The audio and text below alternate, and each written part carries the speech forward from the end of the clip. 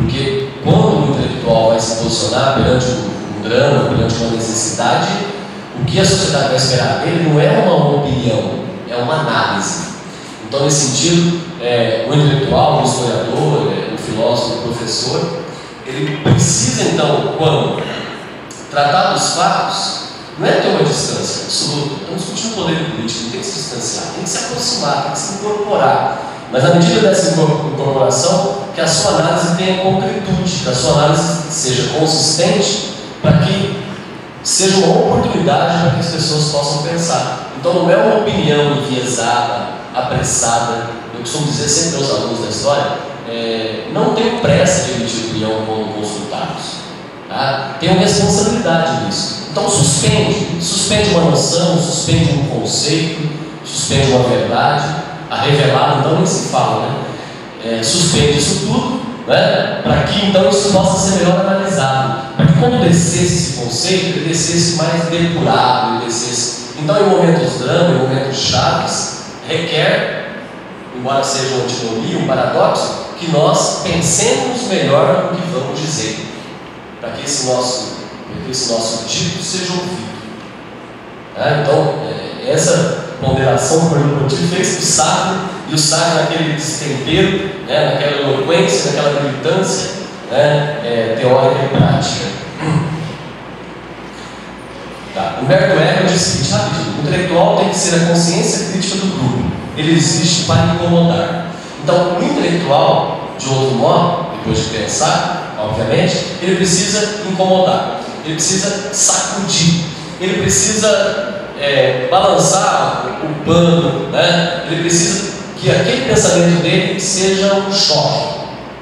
E aí esse choque já produz, né? Uns vão dizer catarse, uns vão dizer incômodo, né? Vai provocar uma psique, enfim. E aí ele vai ser analisado, ele vai ser entendido, ou pelo menos vai dar atenção a ele a partir de ele estabelecer um paradoxo, a partir de ele estabelecer um contrassenso, a partir de fazer um contrapelo, a partir de estabelecer uma outra forma de ver totalmente antagônica. Ainda que não seja para ser uma tática, ainda que você não pense dessa forma, utilize esse instrumento e você vai ver que dá resultado.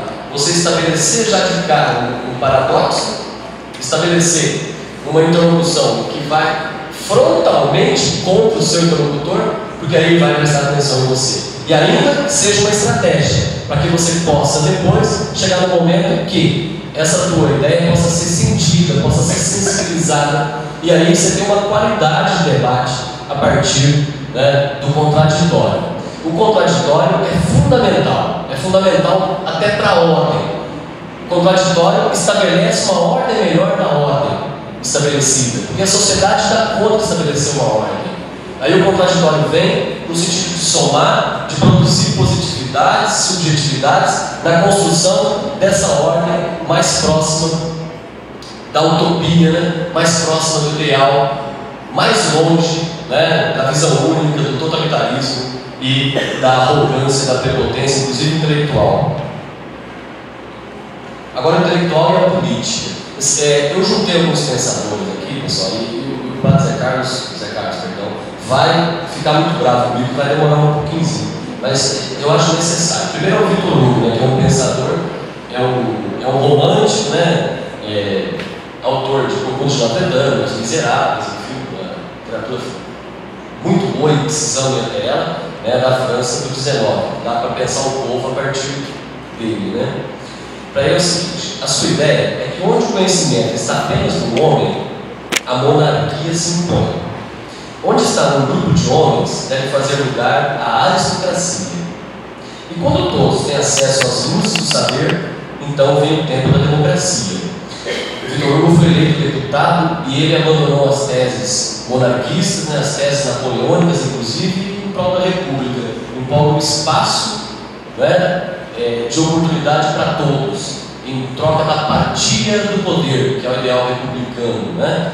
E ele foi eleito deputado por 2 vezes, a primeira em 1848, o Victor Hugo. Então, sim, é possível pensar e fazer, é possível ser um intelectual que possa produzir resultado a partir da sua prática.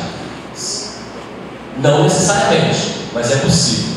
Michelet trabalhava à noite. Michelet é um romântico, historiador do XIX. Ele trabalhava mais na solidão. Ele entendia que as aulas eram a companhia dele. E ele ficava às noites produzindo. Só que as suas teses tinham, sim, relação com o real. As suas teses tinham relação com o real. Né? Ele pegava e ele vivia entre as gentes para depois produzir reflexões das mais importantes da história a partir, então, do contato com o povo. Então ele tinha, só que ele não tinha essa capacidade, né, de interlocução, essa capacidade de verbo, de transformar a ideia em prática, né, em produzir resultados, que é o objetivo da metodologia. Ele não tinha isso. Então ele se recusava a esse contato, né, a partir da transformação, mas os seus estudos foram outros. O Marx vai dizer o seguinte dos alemães. Esse Edmund Wilson, Uma Estação Finlândia, eu tirei essa citação. Esse livro é muito bom, vale a pena, porque ele dialoga Marx a partir da literatura, é muito interessante. Ele fala o seguinte sobre os alemães: os alemães tinham uma vontade que permanecia como vontade em si e para si.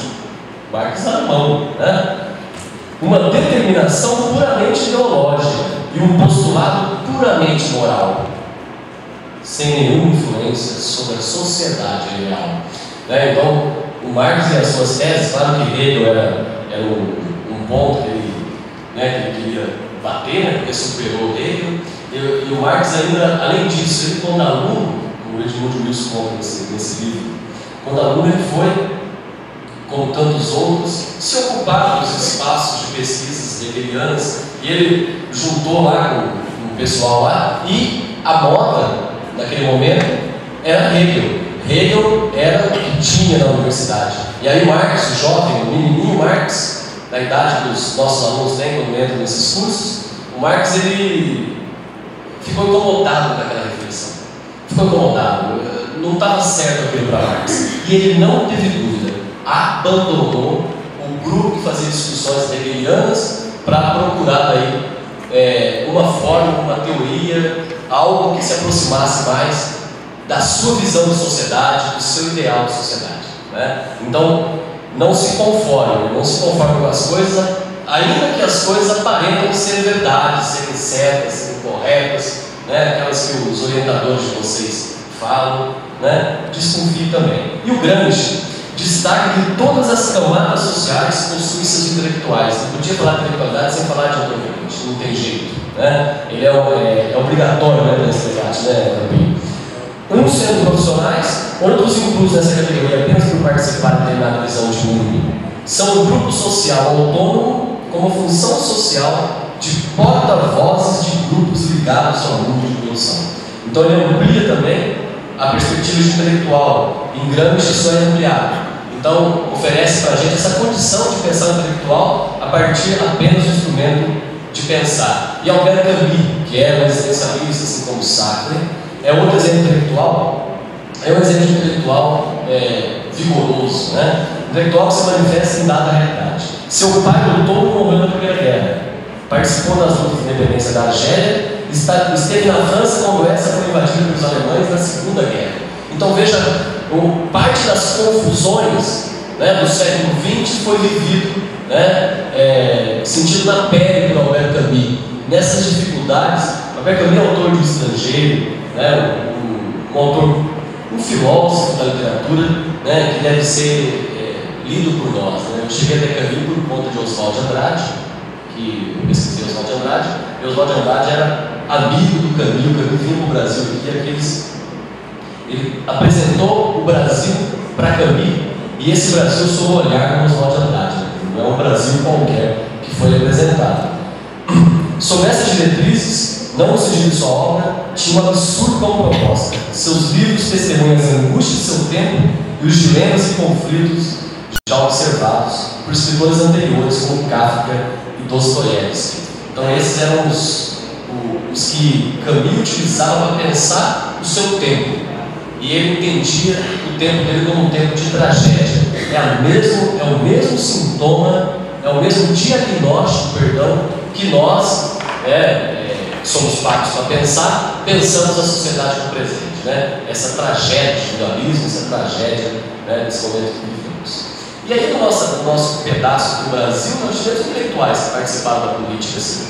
Eu começo pelo Fernando Henrique Cardoso, mas só falam só, não cito outros. Florestan Fernandes, que foi 2 vezes deputado federal e foi o pai da Escola de Sociologia Paulista, que pensou a sociedade brasileira, uma matriz fantástica de crítica social, e foi 2 vezes da federal. E Graciano Ramos, Jorge Amado e tantos outros, ou a participação do Oswald de Andrade da PACU, a nossa mãe do movimento feminista, já na década de 30 lança um jornal feminista e vai para as lutas sociais, na tentativa de transformar a sociedade do seu tempo. E eu fecho com Marx, e a fala citada pelo professor, em todo lugar todo mundo fala e deve falar mesmo, para que as pessoas possam pensar a partir de Marx. Claro que essa é a pretensão dele, que a gente pensa o mundo a partir das ideias dele. E ele diz aquela frase famosa, depois o Campinho comenta, o professor Antônio Carlos, que até agora os filósofos fizeram interpretar o mundo. Reticências. Muito obrigado.